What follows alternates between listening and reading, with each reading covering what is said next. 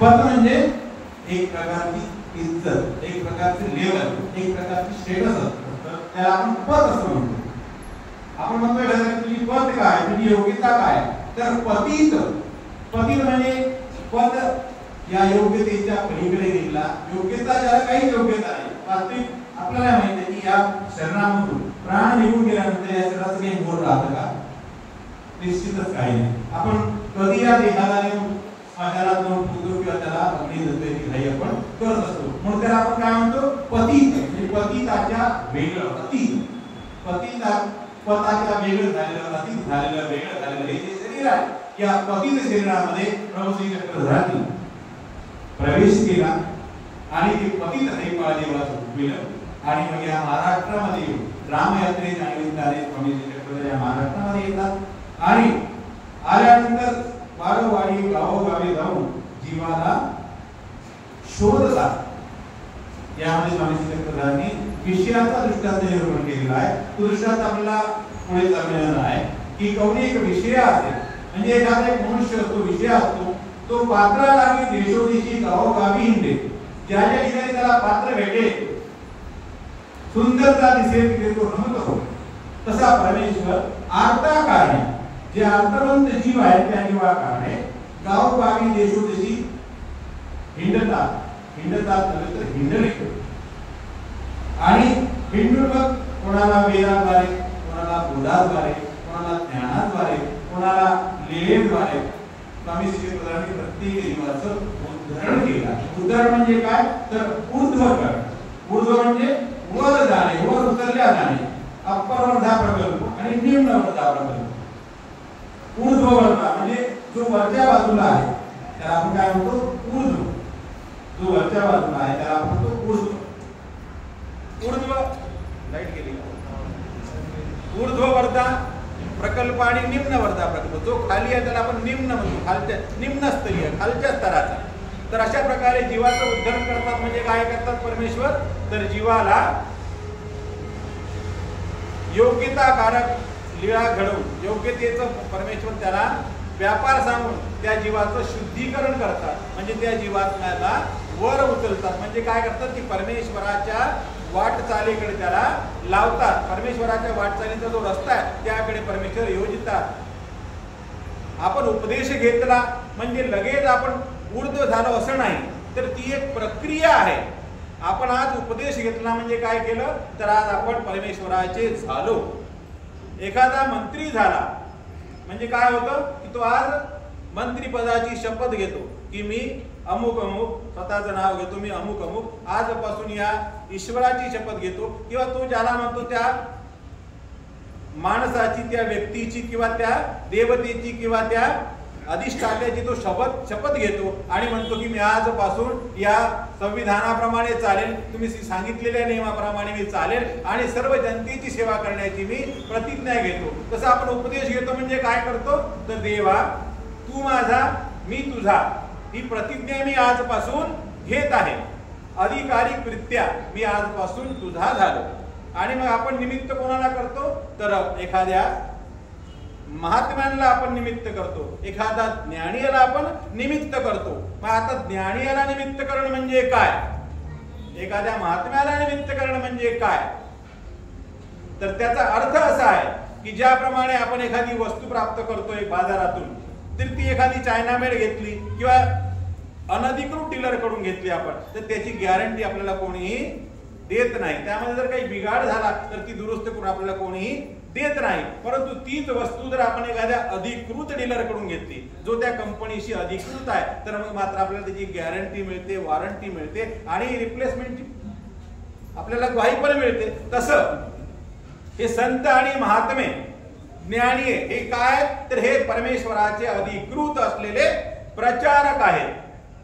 आता ते अधिकृत कसे झालेले आहेत, तर त्याला आपण 700 वर्षापूर्वी स्वामींच्या सन्निधानामध्ये आपल्याला जावं लागतं की प्रभू श्री चक्रधरांनी तत्वज्ञान आपलं माईम भट्टांना सांगितलं, भट्टोबासांना सांगितलं, नागदेवाचार्यांना सांगितलं.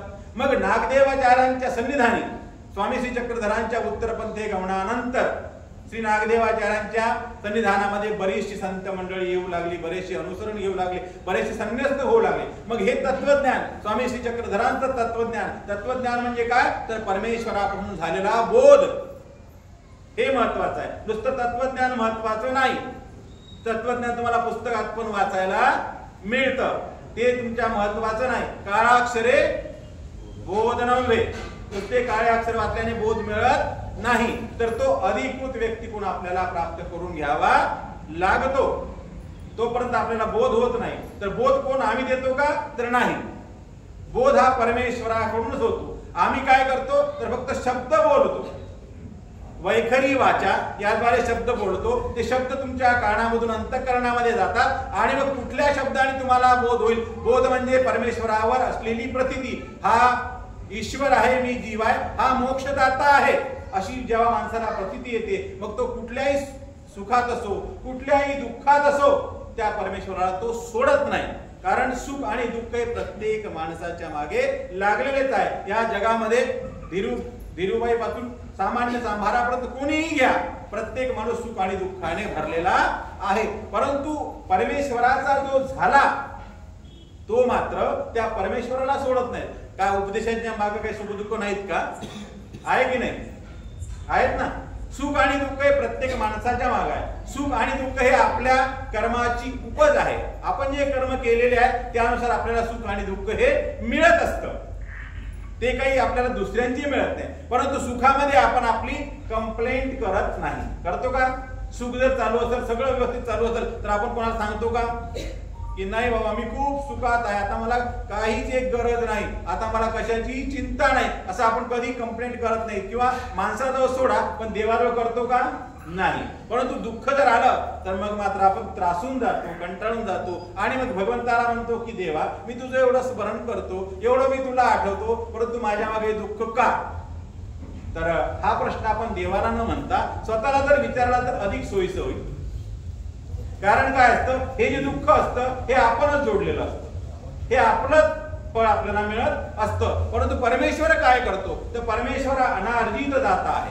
अनार्जित म्हणजे काय, अनिमित्त म्हणजे काय, आपण रोज आरती म्हणतो, गोविंदरूची आरती म्हणतो, अनिमित्त बंधू तू अर्थदानी परमा आनंद सुखदाता. पण कधी अनिमित्त शब्दाचा अर्थ आपण कधी विचारला का कोणाला? साध्या साध्या गोष्टी आपण विचारत नाही. आणि विचारल्याशिवाय आमच्यासारखी माणसं, तुम्ही आम्हाला काही म्हटलं तरी चालेल, आम्ही सांगत नाही. तर अनिमित्त म्हणजे कुठलंही निमित्त नसताना जो आपला बंधू आहे, सखा आहे, सोर आहे, त्याला परमेश्वर आपण असं म्हणतो. अनिमित्त बंधू अर्थदानी. आणि अनार्जित, अनार्जित म्हणजे जे आपण जोडलेलं नाही, अनार्जित जे अर्जित केलेलं नाही ते सुद्धा आपल्याला परमेश्वर आपल्याला देतो. मग दुःखामध्ये परमेश्वर आपल्याला काय करतो, तर त्या दृष्टांताप्रमाणे जसा एखाद्या माणसाने एखाद्या माणसाकडून ऋण घेऊन ठेवलेला आहे, कर्ज घेऊन ठेवलेला आहे, तो माणूस त्याच्या मागे तगादा लावतो की अरे माझं कर्ज दे, अरे माझं कर्ज दे, नाही तर मग तुला मी असं करीन तसं करीन. हा त्रस्त होतो आणि एक जो समर्थ मनुष्य असतो, एखादा डॉन असतो, त्याच्याजवळ जातो, म्हणतो की बाबा रे मी कर्जाने डुबलेला आहे आणि हे लोक मला सगळे त्रास देतात, तर मी काय करू? तर मग तो मोठा माणूस काय सांगतो त्यांना की बाबा रे याच्यात लाईट लागलेले आहेत, याच्यात लाईट लागलेले आहेत, तिकडे आवाज येत नाही स्पीकरचा. तो समर्थ माणूस म्हणतो की बाबा रे हा गरीब आहे, याच्याकडे सध्या देण्याची परिस्थिती नाही, तू एक काम कर, हा जसं जसं तुला देईल, जेवढं जेवढं देईल तेवढं तेवढं तू लिहून ठेवत जा, आणि अशा प्रकारे तो त्याचं ऋण तुझं हे कमी करून टाकेल, संपवून टाकेल. आता आजकाल तर ही गोष्ट सांगायलाच नको, प्रत्येक गोष्टीला आपल्याला ऋण मिळतं. ऋण म्हणजे लोन, ऋण मिळतं, लोन मिळतं, आणि मग ते लोन आपण महिनेवारी फेडतो, त्याला आपण EMI असं संबोधतो. तर असं परमेश्वर आपली व्यवस्था करतो. किंवा स्वामी श्री चक्रधर एका गावामध्ये जातात, त्या ठिकाणचा एक गुराखी आहे, गरीब आहे, अत्यंत पिडलेला आहे.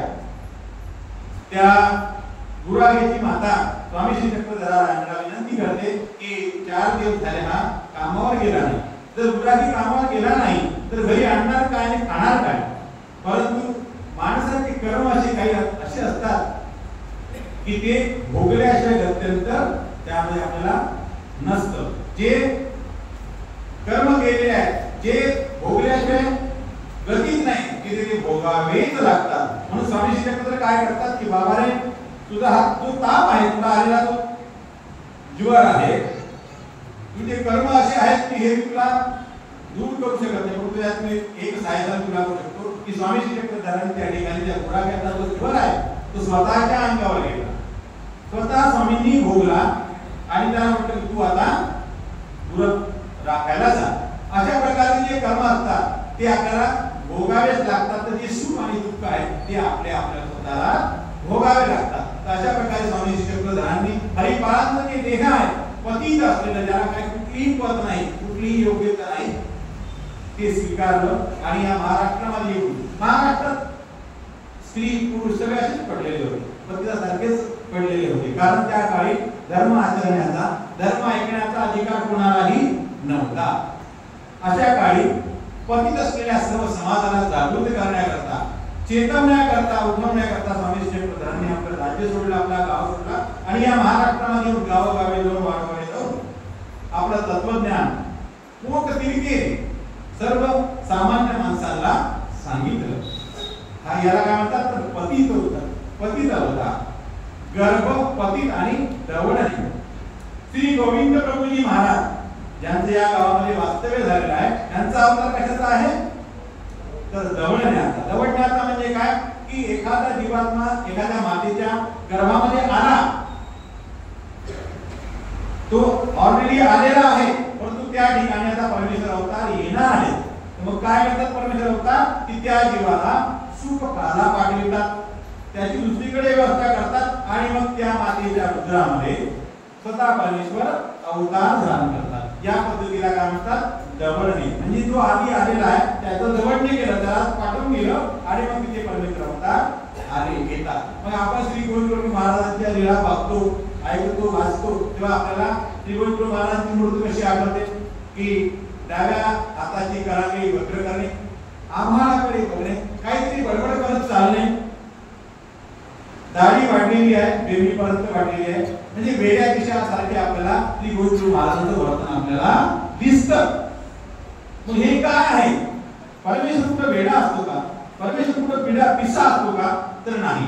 तर परमेश्वराने आपल्याला काय सांगितलंय की परमेश्वर जेव्हा अवतार धारण करतो त्यावेळेला परमेश्वर जीवाचे जीवधर्म, देवतांचे धर्म, मायेचे धर्म सर्व परमेश्वर स्वीकार करतात. मनुष्य देहामध्ये यायचं आहे म्हणून मग जो ज्या जीवात्म्याला श्री गोविंद महाराजांनी दवडणं केलं, ज्या जीवाला पळाला पाठवलं, तो जो जन्मणारा बालक होता तो कसा होता? वेडा आणि पिसा होता. त्या जीवाचे जीव धर्म देह धर्म श्री गोविंद महाराजांनी स्वीकारले, किंबहुना तो त्यांचा नियमच आहे. जीव धर्म देह धर्म परमेश्वर जीवाचे स्वीकार करतात. तोखणे विरोखणे, तोखणे म्हणजे काय? संतुष्ट होणे, विरोखणे राग येणे, हे आपल्या मनुष्याचे जे जीव धर्म आहे ते परमेश्वर अवतार मनुष्य देहामध्ये आल्यानंतर स्वीकार करतात. मग श्री गोविंद महाराजांनी त्या वेड्या पिशाचे धर्म स्वीकार केले. आपल्या श्री गोविंद महाराजांचं जे वर्तन आहे ते कसं दिसतं तर वेड्यासारखं दिसतं, पिशासारखं दिसतं. म्हणून ते वेडे पिशे नाही. श्री चक्रधर महाराज, श्री गोविंद महाराज गुरु आहेत श्री चक्रधर प्रभूचे. श्री चक्रधर स्वामी श्री गोविंद महाराज म्हणतात की नेनो श्री प्रभूची प्रवृत्ती कवणे कवना जेव्हा काही देते, अशी श्री प्रभू महाराजांची प्रवृत्ती आहे. आणि श्री प्रभू महाराजांचं जे अनुकरण आहे त्याचा आपण यत्किंचितही अनुकरण करू शकत नाही. इतके ते अगाधाचे अगाध आहे, निर्गुण ब्रह्म आहे, नित्यमंत आहे. श्री गोविंद महाराजांविषयी की धारणा स्वामी श्री चक्रधरांनी आपल्या मनामध्ये रुजवून दिलेली आहे की गुरु विषयी आपली श्रद्धा भक्ती कशी असायला पाहिजे. श्री चक्रधर स्वामींनी, श्री चक्रधर स्वामी परमेश्वराचे अवतार आहे, श्री गोविंद महाराज परमेश्वराचे अवतार आहे, परंतु आपल्याला गुरुत्व या ठिकाणी दाखवून देतात. ते कशा करतात तर जीवाला मानावं. स्वामी श्री चक्रधरांनी आपल्याला निमित्त मानायला सांगितलेलं आहे. निमित्त म्हणजे ज्याने आपल्याला धर्माला लावलं, परमेश्वराचा मार्ग दाखविला, त्याला आपण मानलं पाहिजे, त्यांच्याविषयी आपण श्रद्धा ठेवली पाहिजे. जे वाईट असेल त्याबद्दल आपण किती त्याचा पुरस्कार करणार नाही की त्याचं तुम्ही वाईट घ्या, मग ते तुम्हाला म्हटलं की काठी घे, ते कुल्लाला वार कर, ते आपण स्वीकार करत नाही. धर्मे गुरु धर्मे की धर्मामध्ये जे सांगितलेलं आहे तत्वज्ञानात जे आपण विषद केलेला आहे तेच आपण गुरुकडून मानायचं, नाहीतर मग गुरुचा अभिमान करून पुढाला शिवाय देणे हा धर्म नव्हे, हा धर्म नाही. तर धर्म काय सांगतो हे आपण जाणून घेतलं पाहिजे. नाहीतर मग आपण अन्य संप्रदायामध्ये बघतोय त्याच्याकडे जागृती नाही करायची, पण आपण बघतोय की अनेक प्रकारचे संत आपला हिंदू धर्मामध्ये आपण बघतोय की ते जे सांगतील तसे हे जीवात्मे करतात. मग ते मोटरसायकल घेऊन सिनेमे काढतात, त्यांचं वागणं बोलणं त्यांना असं वाटतं की हा देवच आहे. म्हणून स्वामी श्रीप्रदान परमे आधीच निर्देश करून ठेवलेला आहे की परमप्रीती व्हावी तुमची आपसामध्ये, परमप्रीती असायला पाहिजे, गुरुवर तुमची श्रद्धा असायला पाहिजे, तर विशिष्ट बुद्धी नसायला पाहिजे. विशिष्ट बुद्धी म्हणजे आता परमेश्वरानंतर स्वामी श्रीप्रदानंतर हेच सर्व काही आहे असं नसायला पाहिजे. म्हणून आपल्या तत्वज्ञानामध्ये आपण आपल्याला म्हणते की हा ज्ञान मार्ग आहे. कोणता मार्ग आहे? ज्ञान मार्ग आहे. ये रे महिषा म्हटलं म्हणून लगेच शिंग लावून यायचं आणि मग पुढे म्हटलं आत ये ना तिची माझी शिंगे अडकी ना, असा हा धर्मपंथ आपला नाही. तर आपला ज्ञानपंथ आहे. मी जे सांगितलं हे तुम्ही काढून सुधारून दुसऱ्या गुरुकडून पण घेऊ शकता. त्यांनी सांगितलं खरं आहे की खोटं आहे. ते जर त्यांनी जर म्हटलं की त्यांचं माझं प्रेम आहे, त्यांचं नाही ते त्यांनी सांगितलं बरोबर आहे, परंतु ते बरोबर आहे की तुम्ही ग्रंथामध्ये तत्वज्ञानामध्ये तपासून घेऊ शकता. म्हणून मी सांगितलं म्हणून ती पूर्व दिशा असं करत नाही. म्हणून परमेश्वराचा जो मार्ग आहे तो कशाचा मार्ग आहे? सत्यतेचा मार्ग आहे, सत्याचा मार्ग आहे. की परमेश्वराने सांगितलं तेच आपण करतो, ते तुम्ही आम्ही सर्व आचरतो. परमेश्वराकडे आपण बघतो. तुम्ही माझ्याकडे बघा असं मी तुम्हाला म्हणत नाही. ज्या वेळेला श्री नागदेवाचार्यांचं देहावसान झालं तेव्हा तसं काही लोकांमध्ये पद्धत असते की आपण खडग करावं, इथे पूजा करावी, तसा प्रकार आपल्यामध्ये केला जात नाही. जीवात्म्याला जीवात्माच आपण मानतो. तो कितीही मोठा झाला, कितीही ज्ञानी झाला, कितीही आचारवंत झाला, कितीही ग्रंथवाला झाला, तरी आपण त्याची मेल्यानंतर पूजा आपण करीत नाही. फक्त परमेश्वराचीच आपण पूजा करतो. परमेश्वराचा चरणस्पर्श ज्या ठिकाणी लागला तिथेच आपण नतमस्तक होतो. आणि का? तर भगवंताने आपल्याला तो निर्देश दिला आहे म्हणून. हे त्याची या तर हे आमच्या संबंधात जेवढे कुठे कुठे गेले त्याला आपण बंधन करायचं आहे. मग आजकाल आपल्याला विषय जे काही काही मिळतात कालचा विषय, मग आपण ते आपण परतून आपल्याला घ्यावे लागतात. त्याचे विशेष पण आपल्याला चिन्हस्ते झाले कोणी देतात, कोणी चक्रपाणी महाराजांचे विशेष म्हणून देतात, परंतु तो देखील आपल्याला पारखून घ्यावं लागतं. म्हणून उत्तरेदा आपणच आपले शत्रू आणि आपण आपले मित्र आहोत. आपल्याला स्वतःचा उद्धार आपल्याला करायचा आहे, दुसऱ्याचा नाही. म्हणून आपल्याला सगळं पारखून आपल्याला घ्यावं लागतं. तर अशा प्रकारे परमेश्वर या भूतलावर जेव्हा येतात तेव्हा किती प्रकारे येतात?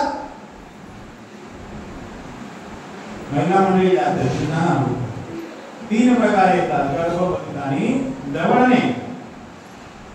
आणि मग आल्यानंतर आपल्यासोबत सामर्थ्य घेऊन येतात.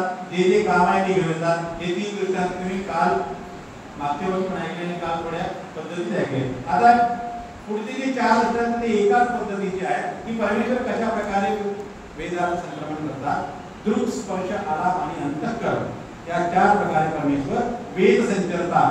मग त्यात प्रेम पण आलं, वेद म्हणजे आवडी पण आली, वेद म्हणजे स्थिती पण आली आणि आपल्याकडे आत्कृष्ट करणं पण आलं. तर दृक, स्पर्श, आलाप, अंतःकरण हे सूत्र आहे. दृक म्हणजे दृष्टीद्वारे, दृक स्पर्श म्हणजे स्पर्शाद्वारे, आलाप म्हणजे आवाजाद्वारे आणि अंतःकरण म्हणजे अंतःकरणात परमेश्वर ज्याचा आठवण करतात, ज्याला परमेश्वर आठवतात त्याला वेद संचरतो परमेश्वराचा. तर यावर पुढील 4 दृष्टांतात आपल्याला सविस्तर ते घ्यायचे नाही. यामध्ये दृष्टांत कुंकळीचा म्हणजे मागच्या वर्षी झालेला आहे की कोंबडीचा दृष्टांत. या ठिकाणी स्पर्शाद्वारे परमेश्वरापासून वेदाचा संचार होतो. परमेश्वरापासून जीवाला आवडी निर्माण होते. स्पर्शाद्वारे परमेश्वराने स्पर्श दिला की त्या जीवाला आवडी संचरते. आणि दुसरं विशेष महत्त्वाचं म्हणजे ज्या जीवाला परमेश्वर स्पर्श करतात, संबंध देतात, त्याला भोगभूमीमध्ये मनुष्य देहाचा जन्म मिळतो आणि 10,000 वर्ष त्याला ते सुख प्राप्त होतं. हा एक पाठ आपल्याला तत्वज्ञानातून बघायला मिळतो, इतर बघायला मिळत नाही. तर हा कुंकळीच्या दृष्टांतामध्ये स्वामी श्रीचक्रधरांनी तुम्हाला समजवताना, आम्हाला समजवताना, समाजाला समजवताना सांगितलं की ज्याप्रमाणे कोंबडी आपल्या अंडांना आपल्या पंखाखाली येते तसे परमेश्वर देखील स्पर्शाद्वारे आपलं उद्धरणाचं कार्य करीत असतात.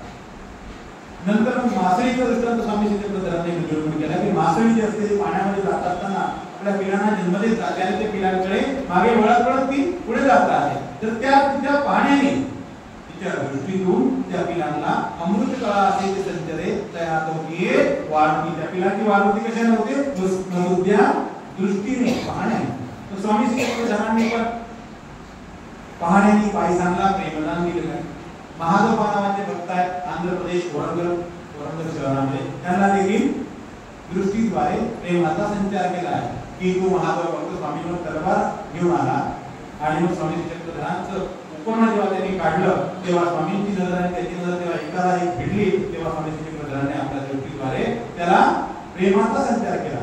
आणि मग तुम्हाला आम्हाला समजण्याकरता स्वामींनी हा मासिक दृष्टांत निरूपण केला की कशा प्रकारे ईश्वर अवतार आपल्या दृष्टीद्वारे प्रेमाचा संचार करतात, वेदाचा संचार करतात. म्हणून मासळीचं उपलब्ध म्हणजे दृष्टांत, उदाहरण हे आपल्याला स्वामींनी समजावून सांगितलं की ज्याप्रमाणे मासळी आपल्या पिलांकडे पाहते आणि ज्या पाण्याने ते पिले त्यांची वाढवृद्धी होते, त्याप्रमाणे आम्ही देखील भक्तांना आपल्या दृष्टीद्वारे प्रेमाचा, वेदाचा संचार करतो. तिसरा दृष्टांत कासवीचा स्वामींनी सांगितलं आहे की कासवीची पद्धत आपण बघितलेली नाही. कधी आपण कासवाचं निरीक्षण केलं नाही, सर्चिंग केलं नाही. परंतु कासव आपल्या पिल्लांना जन्म दिल्यानंतर पिल्ल एका काठावर असतात आणि कासवी दुसऱ्या काठावर जाऊन बसते आणि अंतःकरणामध्ये आपल्या पिलांचा आठव करते आणि तिच्या आठवण येतं की पिलांची वाढवृद्धी होते. ते पिलं वाढतात, दूध पाण्याची गरज नाही. त्या अंतःकरणात आठवण्याने तसंच परमेश्वराच्याही आठवण येतं. परमेश्वर जेव्हा आपली आठवण करतात, आपल्या भक्ताची आठवण करतात, तर परमेश्वराच्या आठवण येतं. भक्तांना वेदाचं संक्रमण होतात. यासाठी आपल्याला मागच्या वर्षी एकाईसाचा दृष्टांत ऐकायला मिळाला होता. एकाईसाची कथा ऐकायला मिळाली. एकाईसा म्हणजे शांतबाईसाची मुलगी जी विधवा आहे. दसमाईसा तिला कावरं लागली आहे, ती पागल झालेली आहे. तिला सोडण्याकरता एकाईसा जाते आणि मग तिची जाण्याची इच्छा नसताना स्वामी म्हणतात की तू जा, जो लाभ शांतबाईसाला आमच्या संविधानामध्ये असताना होणार आहे तोच लाभ तुला तिथे असंविधानी असताना मिळणार आहे. मग तिथे स्वामी श्री चक्रधरांनी शांतबाईसाला स्थिती दिली, सुख दिलं आणि मग त्याच वेळा स्वामी श्री चक्रधरांनी जे वचन दिलेलं आहे की तुलाही तो लाभ होईल, तर त्याच वेळा स्वामी श्री चक्रधरांनी अंतःकरणामध्ये एकाईसाचा आठव केला आणि आठव केल्यावर काय होतं की एकाईसाला त्या ठिकाणी स्थिती होते. म्हणून मागच्या वर्षी मला असं बोललो होतो की आपण जर एवढे भाग्यवंत असतो किंवा आजही परमेश्वराने आपला आठव करावा जेणेकरून आपल्याला परमेश्वराची नाही स्थिती, नाही सुख, तर परमेश्वराची आवडीचा संचार जरी झाला तरी आपल्यासाठी खूप आहे. आपल्याला परमेश्वराने स्थिती सुख नाही जरी नाही दिलं, कारण स्थिती सुख हे देवतेच्या मापाचं असतं. परमेश्वराकडून प्राप्त झालेलं असतं, एवढा फक्त लाभ असतो. परंतु परमेश्वराने आपल्याला आठवावं, आपण परमेश्वराला आठवतो, परंतु आपली जी आठवण आहे ही त्या परमेश्वराने आपल्याला आठवावं इथपर्यंत पोहोचत नाही. म्हणून भगवंत म्हणतात, कोणतं सूत्र आहे ते? देव पडी त्यापाशी आपण देवाची पडी त्यापाशी देव पडी येते नाही. आपण देवाला आवडतो यापेक्षा आपल्याला देव आवडतो हे उत्तम आहे. स्वामी चक्रधर आपल्याला म्हणतात. मग आपल्याला देव आवडला, आपण जर त्या परमेश्वराचा आठव करीत राहिलो तर मग एक दिवस असा येईल की परमेश्वराला देखील आपण आवडतो आणि परमेश्वराला आपण आवडायला लागलो की परमेश्वर आपला आठव करेल आणि परमेश्वराने आपला आठव केला की मग आपल्याला आवडीचा अधिक संचार होईल. म्हणून पहिलं काम आपल्याला करायचं आहे की आपण परमेश्वराला आठवलं पाहिजे. आपल्याला परमेश्वर प्रिय झाला पाहिजे. परमेश्वर जर आपल्याला प्रिय झाला की मग नंतर परमेश्वर आपल्याला आठवेल. मग परमेश्वराला आपण प्रिय हो. म्हणून पहिलं पाऊल कोणाला उचलायचं आहे? जीवात्म्याला उचलायचं आहे की आपण परमेश्वराचा आठव केला पाहिजे, परमेश्वराला प्रिय करून घेतलं पाहिजे की परमेश्वराबद्दल आपण आवडी संचरली पाहिजे. आज आवडीचा अभाव होत आहे. कालानुक्रमे परंतु कालही मी तुम्हाला बोललो की काळावर दोष न देता आपण जर प्रयत्न केले तर काळावर देखील आपण मात करू शकतो. भांडारे काळाला स्वामी शिक्षक म्हणतात की भट्टो काळ वंचना करू, हा जो काळ आलेला आहे तुला नेण्याकरता याला वंचू का, तुझ्यापासून दूर नेऊ का. तर भट्टो म्हणतात की ही मांडी तुमची मिळेल का, तर हे नाही सांगता येणार. मग भट्टो म्हणतात की नाही मला आता आम्ही जातो, तुमच्या मांडीवर आम्ही जातो. तर काळावर देखील आपण मात करू शकतो. अनेक प्रकारचे लोक काळावर मात करतात, अनेक प्रकारच्या लोकांनी काळावर मात केली आहे. परंतु ते कर्मराठीमध्ये जर दैवराठीमध्ये काळावर जर मात केली तर मग मोक्ष तुमच्यापासून दूर नाही, मुक्तता तुमच्यापासून दूर नाही. त्या भवसंसारातून मुक्त होण्याकरता तुम्हाला कोणीही रोखू शकणार नाही. म्हणून परमेश्वर आपल्याला जर प्रिय झाला तर पुढील कार्य आपोआप होणार आहे. म्हणून परमेश्वर तुम्हाला एवढा प्रिय करून घ्या, एवढा प्रिय करून घ्या की त्या परमेश्वराला आपण प्रिय झालो पाहिजे. तर मग तो परमेश्वर आपल्याला उद्धरण्याचा आपला एक नवीन मार्ग आपल्याला दाखवेल आणि त्याच्या आठवणीने आपल्याला वेदांचं संक्रमण होईल आणि मग त्या परमेश्वराच्या वेदाच्या संक्रमणाने आपला उद्धरण्याचा मार्ग मोकळा होईल. हा संदेशा स्वामी शिक्षकांनी काशीच्या दृष्टांताद्वारे निरूपण केला आणि मग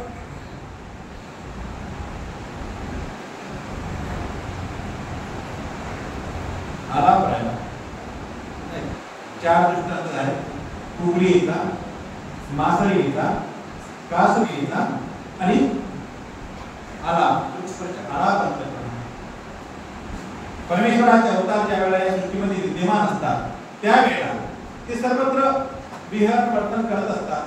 योग्य अधिकारी जीवांचा शोध घेत घेत घेत घेत गावोगावी वाडोवाडी फिरत असतात. असे स्वामी चक्रधर फिरत फिरत फिरत पैठणला गेले. त्या ठिकाणी पायसांची भेट झाल्यानंतर, पायसांना प्रेमदान दिल्यानंतर हंसराजा बघू लागली. काल तुम्हाला सांग पांड्या सुद्धा नाम स्वीकार का मधुचरण भयापासून पांड्याची तुम्हाला काल मी सांगितली. आज हंसराजा ती बघू लागल्यानंतर पायसाची कंप्लीट केल्यानंतर स्वामी म्हणतात की हंसराजे या. स्वामींच्या मुखातून निघालेले शब्द ज्याप्रमाणे समजते म्हटलं की शंभोली शंभोली, दत्तात्रय महाराज म्हणतात शंभोली शंभोली म्हणतात ते वाणी अमृतवर्षिणी की तो राजा शांत झाला. तसेच परमेश्वर अवताराच्या मुखातून निघालेले जे शब्द आहेत त्या शब्दातून अंतःकरणातून माणसाला वेग होतो, दृक्स्पर्श आला अंतःकरण. हंसराजा या म्हटल्याबरोबर हंसराजांना वेग होतो, स्थिती होते आणि मग एकदा स्थिती झाली परमेश्वरापासून ते सुख मिळालं की मग तो जीवात्मा नित्यत्वे परमेश्वराचा दास होऊन वर्ततो. हे चार दृष्टांत आपण आज घेणार आहोत आणि आज मग नवीन दृष्टांताला आपण सुरू करणार आहोत. नाहीतर मग पुन्हा कांडलकर साहेब म्हणतील की बाबा तुम्ही नवीनच दृष्टांत घ्या. परंतु मागचं दृष्टांत काही कमी दर्जाचे नसं काही ते जरी ऐकलं तरी आपल्याला तेवढं तोच भाव निर्माण होतो ना, ऐकावं वाटतं ना. जरी मागच्या वर्षी दृष्टांत आपण ऐकले तरी तुम्हाला ते शिळे वाटलेत का? नाही वाटले, उलट ते चांगले वाटले की हो हो हे आपण ऐकलेलं आहे. उजळणी जेव्हा होते तेव्हा आपल्याला वाटतं हो हे गाव बघितलेलं आहे किंवा अजून आपल्याला आनंद होतो हो इथं पाहिलेलंच आहे, उलट अजून अधिक आनंद होतो. तर मागची दृष्टांत ते शिळे झाले नसतात आणि स्वामी चक्रधरांचं हे जे तत्वज्ञान आहे किंवा परमेश्वराचं जे काही तत्वज्ञान आहे ते कधीही शिळ होत नाही, संपत नाही. परमेश्वराचं नाम आपण आजच्या पासून तेच ते घेत कधी शिळ झालंय का? तेच नाम घेतो. 100 वर्षात नाम बदलले का? परमेश्वराने एखाद्या स्वप्नामध्ये सांगितलं की आता 100 वर्ष झाले, व्हॅलिडिटी संपली, बदला कधी परमेश्वराने नाही. परमेश्वराचं सगळी नित्य की याच नामाने तुम्हाला अत्यंतिक मोक्ष मिळणार आहे, याच नामाने मला तुमचा अभिमान निर्माण होणार आहे. हेच नाम तुम्हाला शेवटपर्यंत घ्यायचं आहे. एकदा सांगितलं ते सांगितलं, म्हणून एकदा उपदेश घेतला की घेतला. उपदेश म्हणजे काय? तो विषयमुखाचा अर्थ राहून गेला. उपदेश म्हणजे काय? तर प्रतिज्ञा. प्रतिज्ञा म्हणजे काय? ही प्रतिज्ञा आपल्याला मोडता येत नाही आणि ते लोक मोडतात ना, मोडतात की नाही? प्रतिज्ञा एक घेतात इकडे येऊन वाटल तेवढे करतात ना, तर तो प्रकार इथे चालत नाही. चालत नाही म्हणजे काय? जर तुम्ही केला तर त्याचा हिशोब तुम्हाला परमेश्वराला द्यावा. आम्हाला आम्ही घर दाखवणार, हे घर विकली, घेणारे तुम्ही, पैसे देणारे तुम्ही, घेणारा पैसे मला. त्यामुळे आमच्याकडे त्याचा काही दोष नसतो. आम्ही काय सांगतो, आम्ही जेव्हा उपदेश देतो तेव्हा त्यांना सांगतो की बाबाने उपदेश म्हणजे परमेश्वराची प्रतिज्ञा करणे. ज्याप्रमाणे तुम्ही लग्न करता संसारामध्ये, लग्नाच्या आधी काय करता, त्याच्या आधी विधी करता. कोणता विधी करता? लग्नाच्या आधी कोणता विधी करता? सर्व कोणता विधी करता? साखरपुडा करता ना, मांग निश्चय अंगठी घालता. तर तसा हा परमेश्वराची तुम्ही काय करता, साखरपुडा करता. आमच्या तिकडे फक्त एक अधिकृत आहे ब्राह्मण पुरोहित सारखे येतो, तुम्हाला जाऊन देतो परमेश्वराची भगवंत हा आजपासून झाला, याचं रक्षण तुम्ही करा, त्याच्या स्वरूप तुम्ही बघा आणि फक्त निमित्त मात्र आहोत. कारण स्वामीने सांगितलेलं आहे की अक्षरदाता जीव, जीव आहे फक्त अक्षरदाता. आम्ही काय देणार तुम्हाला? फक्त अक्षर शब्द. बाकी बोधार्थ संक्रमण वेदार्थ संक्रमण हे परमेश्वराकडून होतं, आमच्याकडून होत नाही. त्याचा मोठा बाबा होईल का? नाही. त्याच्यापेक्षा मोठा आवाज होईल का? नाही. हे फक्त अधिकार परमेश्वराकडेच आहे आणि म्हणून आम्ही ठिकाणी आहोत.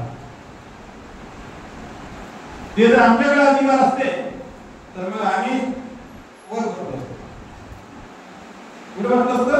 वर बघतो. म्हणून आज योग्य ठिकाणी बघतो.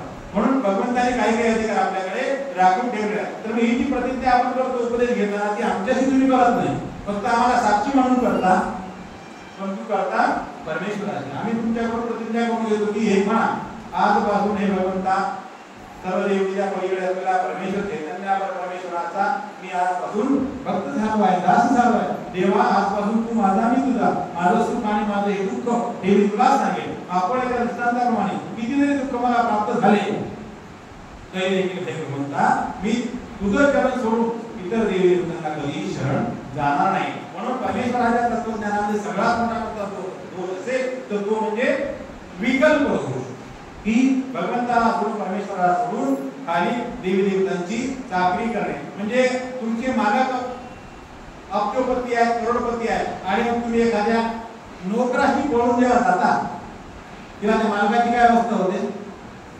काय अवस्था होते? तुमचे मालक अब्जोपती करोडपती आहेत आणि तुम्ही गाडी ड्रायव्हर चित्र पळून गेले तर काय होतं? मालकाची काय अवस्था होते?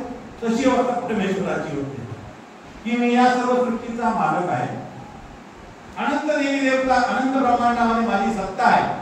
आणि एवढंच नसून मी यांना सांगितलेलं आहे, ज्ञान दिलेलं आहे. जोपर्यंत ज्ञान नाही तोपर्यंत तुम्ही काहीही करू शकता, कुठेही जाऊ शकता, अनंत वाटा तुमच्याकरता मोकळ्या. परंतु परमेश्वराचं ज्ञान झाल्यानंतर की हा परमेश्वर आहे, मी जीव आहे, या देवता आहेत, सृष्टी चालवणाऱ्या देवता आहेत, सुख दुःखाचं ग्राहकत्व जीव जेव्हा जोडतो त्याचं फळ देणाऱ्या ह्या देवता आहेत. स्वामी शिकवतात की जीव अर्जक देवता फळदायी. देवता काय? फळ देणारे आहेत. आणि हा प्रपंच आहे, हा स्थूल प्रपंच आहे.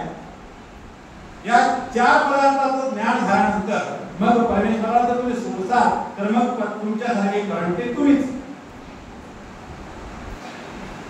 तो तुम्हाला जसं स्वामींनी दृष्टांत दिले तसे तुम्हाला दृष्टांत दिले. एक करोडपती माणूस आहे आणि त्या मार्गाला सोडून जेव्हा एखादा गाडी ड्रायव्हर जातो पळतो त्या माणसाची काय अवस्था होते?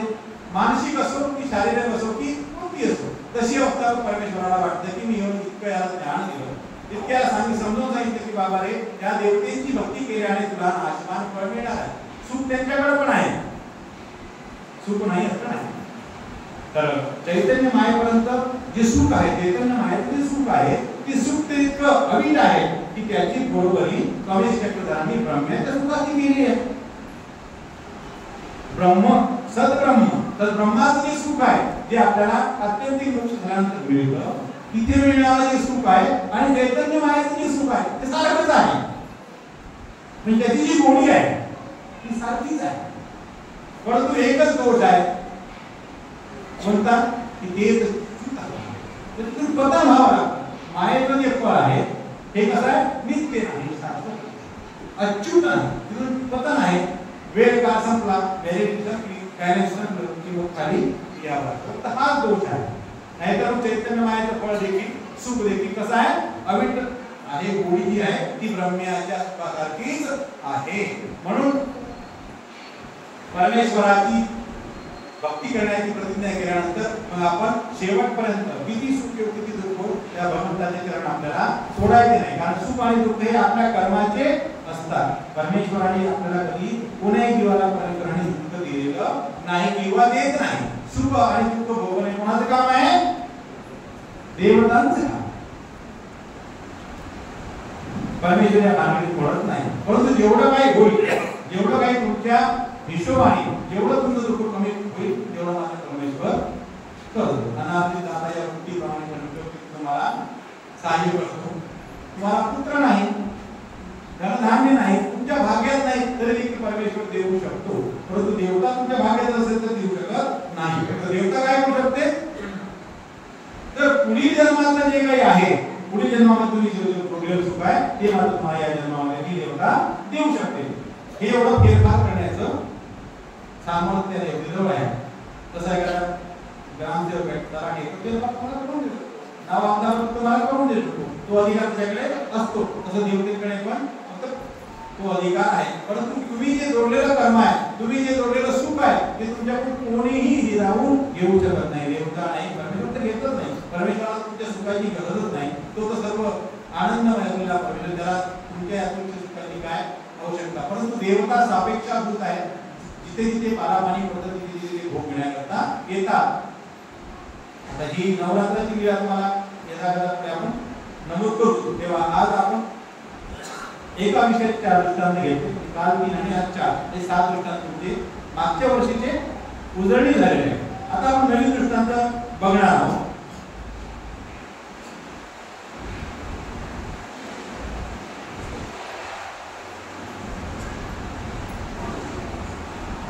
दृष्टांत आपल्या मागच्या वर्षी झाले होते. पुढील दृष्टांताचं नाव आहे दृष्टांत बांधलेली गायीचा. दृष्टांत हे प्रकारे आहे. बांधलेली गाय असे ती सुटावया लागणे कुंटा भवंती भवे.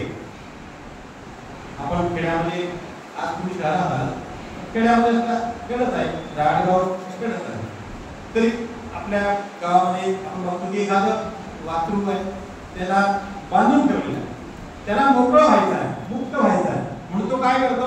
त्या कुंटाभोवती फिरतो. हे तुम्ही बघितलेलंच आहे, तुम्हाला काही नवीन नाही. कुंटाभोवती भवे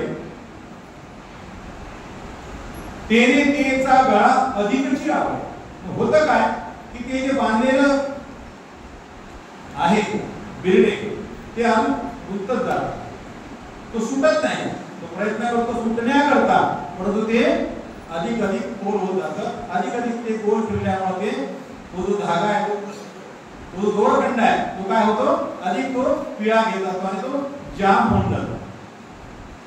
अधिकची आवड, त्याचा घसा आवळला जातो. त्या वासराचा गळा, त्या गाईचा गळा आवळला जातो. जेणे बेडे लाविले तो सोडी तैस, म्हणजे ज्या व्यक्तीने त्या गाईला बांधून ठेवलेला आहे तो सोडे तेव्हा ते मुक्त तो होऊ शकतो. किंवा ते जातीचे लेकरू सोडित आहे, किंवा त्या मालकाचा कोणी पुत्र असेल, कोणी काही असेल, तर तो जेव्हा सोडेल तेव्हा ती गाय त्या बंधनातून मुक्त होऊ शकतो. तैसे त्याप्रमाणे आता मागच्या वेळेला तुम्हाला सांगितलं तैसे पासून कोणाचं संबोधन येतं? आठवतं काही मागच्या वेळेला तैसे म्हटलं कोणाचं संबोधन प्राप्त होतं? आपल्याला श्री केशराज भासाचं संबोधन प्राप्त होतं, ज्याला आपण द्राष्टांतिक असं म्हणतो.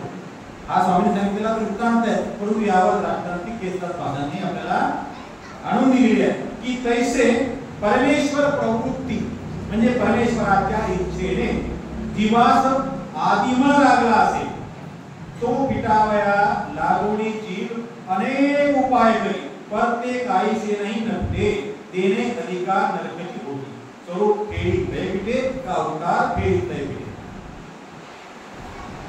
आता या ठिकाणी आपला आदिमळ हा शब्द ऐकायला मिळालेला आहे. तर आदिमळ याच्या आधी तुम्ही ऐकला असेल, असं म्हणत नाही की तुम्ही ऐकलं असेल, तर अविद्या तुम्ही ऐकली. अविद्या जी आहे या जीवासोबत जैचा जीव तैची अविद्या. जेव्हापासून हा जीवात्मा आहे, आता जीवात्मा कुठे होता? तर मायेच्या तमस्वरूपामध्ये सुख दुःख रहित पडलेला होता आणि या जीवात्म्याला आनंद देण्याची प्रवृत्ती झाली म्हणून परमेश्वराने सृष्टीची रचना केली. आणि मग सृष्टीची रचना करीत असताना काल तुम्हाला सांगितलं की या जीवाचा जो विकास आहे, या जीवाचा जो परिघ आहे तो किती आहे तर 100 ब्रह्मांडा एवढा आहे. मग या जीवाला संकुचित करायचा आहे, कमी करायचं, कशा प्रकारे करायचं? म्हणून परमेश्वराच्या प्रवृत्तीने जी सर्वात मोठी देवता आहे माया, या मायेचा मळ या जीवात्म्याला लावल्या जातो. मळ म्हणजे काय तर इथे खोटं बोलल्याचे मळ लागतं. म्हणजे आपण मळतो कशाने? खोटं बोलल्याने मळतो. आपलं जीव करून मळ जातो. एकदा आपण खोटं बोलायला लागलो की आपल्याला खोटं बोलायची सवय पडत जाते. एक खोटं बोलतो, मग दुसरं खोटं बोलतो, तिसरं खोटं बोलतो, चौथं खोटं बोलतो. मग आपलं खोटं बोलणं हा शिष्टाचार होऊन जातो. आपल्या खोटं बोलण्यात काही कमीपणा वाटत नाही किंवा आपल्या मनामध्ये कुठलीही किलबिश येत नाही की मी हे काय करतो असं आपल्या मनामध्ये कधी भावना येत नाही. म्हणून खोटं बोलल्याने काय होतं तर 100 ब्रह्मांडा एवढा असलेला हा जीवात्मा 10 ब्रह्मांडा एवढा राहतो. कशाने तर खोटं बोलले. बरोबर आहे ना? काय म्हणतो हा की चैतन्यमहं. काय म्हणतो? चैतन्यमहं म्हणजे मी चैतन्य आहे, मी माया आहे असं जेव्हा तो म्हणतो तेव्हा त्याला आदिमळ लागतो. म्हणजे मायेचा जो मळ आहे तो त्याला लागतो आणि मग तो 100 ब्रह्मांड असलेला जीवात्मा किती होतो? 10 ब्रह्मांड एवढा शिल्लक राहतो. म्हणजे सुरुवात कुठून झाली आपल्या उदाहरणाची? खोटं बोलणे. बरोबर आहे ना? परंतु कधी कधी आपल्याला चांगल्यासाठी खोटं बोलावं लागतं. ते खोट्याला खोटं म्हणता येत नाही. आता तुम्ही एका ठिकाणी उभे आहात, रस्त्यावर तुम्ही उभे आहात, एखादी गाय तुमच्याकडून जोरात जीवाच्या आनंदाने पळून गेली, मागून एक फाटी आला, विचारलं बाबा रे गाय कोणा दिशेला गेली? तुम्ही जरा खरं सांगसाल बाप तुम्हाला लागेल, खोटं सांगाल तर खोटं बोलणारच बाप लागेल. म्हणून स्वामींनी एक सूत्र सांगितलं की अल्पे अनिष्ट, अल्पे अनिष्टे बहुत अनिष्ट परिहरे तर परिहरे. अल्प अनिष्ट म्हणजे खोटं बोलणे काय? अल्प अनिष्ट आहे. आणि बहुत अनिष्ट म्हणजे गायीचा तो कसाही वध करणार हे मोठं अनिष्ट आहे, मोठं पाप आहे. तर मग इथे अल्प अनिष्ट आपण स्वीकार करून घ्यायचं. खोटं बोलायचं. इकडे नाही बाबा गेली, इकडे गेली गाय. कुठे गेली? गाय डावीकडे नाही गेली तर उजवीकडे गेली. तो उजवीकडे जाईल, गाय तोपर्यंत निघून जाईल. वेळ काळ चुकेल, गायीचा मृत्यू चुकेल, तुमच्या डोक्यावरचं निमित्त दोष चुकेल. तुम्ही अल्पनिष्ठ अंगीकारलं, छोटा दोष अंगीकारला आणि बहुत अनिष्टाचं परिमार्जन केलं. याला म्हणतात शहाणपण. खोटं बोलले तुम्ही, परंतु भल्या करता खोटं बोलले. इथं जीवात्म्याला खोटं बोलायला लावलं, मायेने बोलायला लावलं. जीवात्म्याने म्हटलं चैतन्यमहं, परंतु ते जीवात्म्याच्या भल्या करता तिने करून हा जीवात्म्या सृष्टीमध्ये आला आणि मग तिथे तो आद्यमळ परमेश्वराच्या प्रवृत्तीने या जीवात्म्याला लागला. आधी अविद्या होती, आता सोबत आद्यमळ लागला. आद्यमळ म्हणजे हा मायेचा मळ. आद्य म्हणजे सगळ्यात मोठी देवता म्हणून आद्यमळ. सगळ्या मळाच्या आधी लागला म्हणून आद्यमळ. आद्य म्हणजे पहिला, सुरुवातीला. आपण म्हणतो लीळा चरित्र आपला मराठीचा आद्य ग्रंथ आहे. काय आहे? आद्य ग्रंथ म्हणजे पहिला ग्रंथ. मराठीचा कोणता आहे तर लीळा चरित्र. मराठीतली पहिली कवयित्री कोण आहे तर महालंबेचे ढवळे. आद्य कवयित्री. आद्य म्हणजे प्रथम, प्रथम लागलेला मळ याला काय म्हणतात? आद्यमळ. अशी बारीक बारीक गोष्टी जेव्हा येतात तेव्हा मला असं वाटतं सांगायला पाहिजे, पण डॉक्टर साहेबांची वेळ होतो. मी काय करू, मला स्वतः आता की हे आले की आपण सांगावं का? तुम्हाला जर इच्छा नसेल तर आपण फटाफट फटाफट पुढे जातो, असं काही टेन्शन नाही. तुम्ही सांगा, जनतेवर आहे, जनतेने सांगावं. तुम्ही जर असं टाइम प्रोजेक्ट कोणासमोर करणार, म्हणून तुम्ही आज म्हणून आम्ही आमचं महत्व आहे. तुम्ही जर म्हणत असाल आपण सगळे पुढे चालत तसं काय नाही. तर हा आद्यमळ लागतो आणि मग तो आद्यमळ केव्हा नसतो तर जेव्हा हा जीवात्मा परमेश्वराच्या प्राप्तीला जाईल तेव्हा त्या आत्मबळाचं परिचालन उतरंडी गडबडी. पूर्वीच्या काळी जुन्या जमान्यामध्ये मटके असायचे घरामध्ये, असायचे ना, खाली मोठा मटकं, त्याच्याकडे लहान मटकं त्याच्यावर, त्याच्याकडे लहान मटकं त्याच्यावर, त्याच्याकडे लहान मटकं त्याच्यावर, त्याच्याकडे लहान मटकं त्याच्यावर, अशा प्रकारची उतरंडी असायची.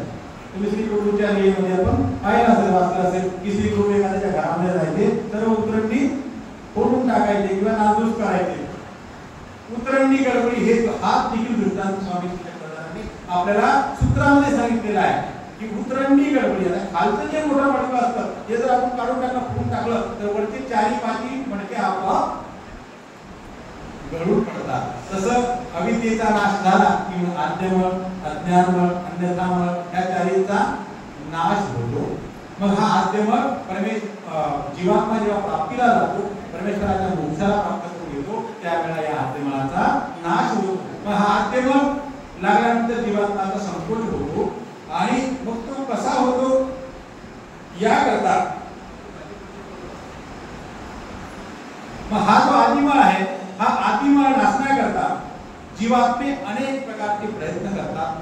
कारण अनेक सामर्थ्य सिद्ध गुरु या जगामध्ये आहेत, अनेक सामर्थ्य सिद्ध पंथ, अनेक सामर्थ्य सिद्ध असलेले धर्मपंथ आपण प्रत्येक जण म्हणतो की आपण आमचा जो मार्ग आहे हा मोक्षाचा मार्ग आहे, म्हणून ते अनेक प्रकारे परमेश्वराला रिझवतात आणि ते काही वाईट नाही. कारण आपण बोललो होतो की जो जे करतो आहे त्याला ते आपण करू दिलं पाहिजे. जो त्याची भक्ती करतो आहे त्याला ते करू दिली पाहिजे. कारण वैराग्य करणारे आपण जैन संप्रदायामध्ये बघतो की अनेक प्रकारचे महात्मे अत्यंत कठीण घोर तप करतात. आपण पाणी गाळून पितो, आपण पाणी गाळून पितो. जैन साधू हवा सुद्धा गाळून घेतात ना, इतकं निर्णय ते पाळतात, मग तप करतात. स्वामी श्री चक्रधरांच्या सन्निधानी पण तप करणारे अनेक सिद्धपुरुष स्वामी श्री चक्रधर महाराजांना भेटले आहेत. परंतु स्वामी श्री चक्रधर म्हणतात की एक वैराग्य मोचक, एक अमोचक. म्हणजे रस्ता चुकले, जायचंय नागपूरला, जायचंय नागपूरला तर पूर्वी दिशेकडे गमन करावं लागेल, तर नागपूरला जाऊ. तुम्ही म्हणता की नाही नाही माझा अंदाज आहे की नागपूर इकडं, मी अकोल्याकडे नाही, तर नागपूरला नाही. म्हणजे वैराग्य करतायत, सिद्ध साधना करतायत, परंतु ट्रॅक चुकलेला आहे, रस्ता चुकलेला आहे, तर मोक्ष मिळत नाही. असं स्वामी श्री चक्रधरांनी आपल्याला बरेच ठिकाणी नमूद केलेलं आहे. बऱ्याच सिद्ध साधकांना स्थिती दिलेली आहे, सुख दिलेलं आहे आणि त्यांना या मार्गावर त्यांच्या अधिकारानुसार त्यांना अन्न देखील आहे. तर आपला ट्रॅक जर चुकला तर मग आपली वैराग्य, आपलं ज्ञान, आपलं सिद्ध साधना ही देखील कामाची राहते. कामाची राहते म्हणजे ज्या कामासाठी आपण करतो आहे त्या कामी राहते. बाकी सामर्थ्य, सिद्धता, चमत्कार, भविष्य वर्तमानाचं दर्शन हे त्यांना प्राप्त होतच. फक्त आत्यंतिक मोक्ष जो आहे तो मात्र परमेश्वराच्या ज्ञानाशिवाय, परमेश्वराने सांगितलेल्या अस्तित्वाशिवाय तो परमेश्वर आपल्याला मिळत नाही. बाकीच्या सिद्ध साधनेमध्ये चमत्कार आहे, सामर्थ्य आहे. स्वामी श्री चक्रधरांनी पण अदंडीनाथा सामृत्य कथन, अदंडीनाथाचं सामर्थ्य कथन केलेलं आहे की कशा प्रकारे अदंडीनाथाने आपलं सामर्थ्याने स्वर्गातून कुपी आणली होती ना. लीळा राहून जाईल, लीळा सामर्थ्य राहून जाईल आणि वेळ तुम्ही मला सांगता. कारण आम्हाला लक्ष राहत नाही, कारण मोबाईल तिकडे आहे त्याच्यामुळे लक्ष राहणार नाही.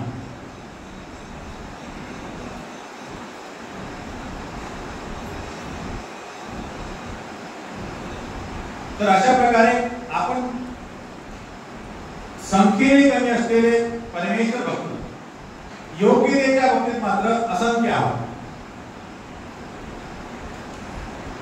कारण प्रभू श्री चक्रधर म्हणतात की चैतन्य मायेचा जो विद्यावंत आहे त्याला चैतन्याची विद्या झालेली आहे, चैतन्य मायेची विद्या झालेली आहे. तो पडलीय म्हैशी प्रमाण नेणे, म्हणजे पाण्यामध्ये गेलेली म्हैस, पाण्यात जाते ना म्हैस, जाते ना पाण्यात, जगात जाते की जाते ना, तर पाण्यामध्ये गेलेली म्हैस निवांतपणे पाण्यात पडून राहते. पण पडलीय म्हैशी प्रमाण नेणे म्हणजे ती म्हैस मेलेली आहे की जिवंत आहे याचं प्रमाण त्याला सांगता येत नाही. परंतु प्रभू श्री चक्रधरांचा जो तत्वज्ञानी आहे तो सुखामध्ये लोळत आहे, हत्तीच्या अंबारीत जात आहे, परंतु त्याला जीवाचं, प्रपंचाचं, देवतेचं, सर्वाचं कुलासेवा वर्णन करता येतं. चौकडी कशाने चुकते, नरक कशाने चुकतात हे तो सांगू शकतो. कारण सुख म्हणजे काय तर मयने. दादोस आपल्या वडिलांचे दादोस आहेत, यांना स्वामी एका विद्यावंतापासून विद्या झालेली आहे. त्यांना काय छंद आहे की रोज श्वेत उपहार, त्यांना काय आवडायचं खीर. श्वेत म्हणजे काय पांढरा पदार्थ, श्वेत उपहार. मग ते रोज खाऊन खाऊन खाऊन काय होतं की जी विद्या आहे, विद्या दोन प्रकारच्या असतात. सिद्ध साधना दोन प्रकारची असते, एक म्हणजे बहिर्या आणि एक म्हणजे अंतर्या. बहिर्या म्हणजे काय तर साधना करत जाणे, साधना करत जाणे, साधना करत जाणे. आता आपण जे आहोत आपला काय आहे हा बहिर्या आहे.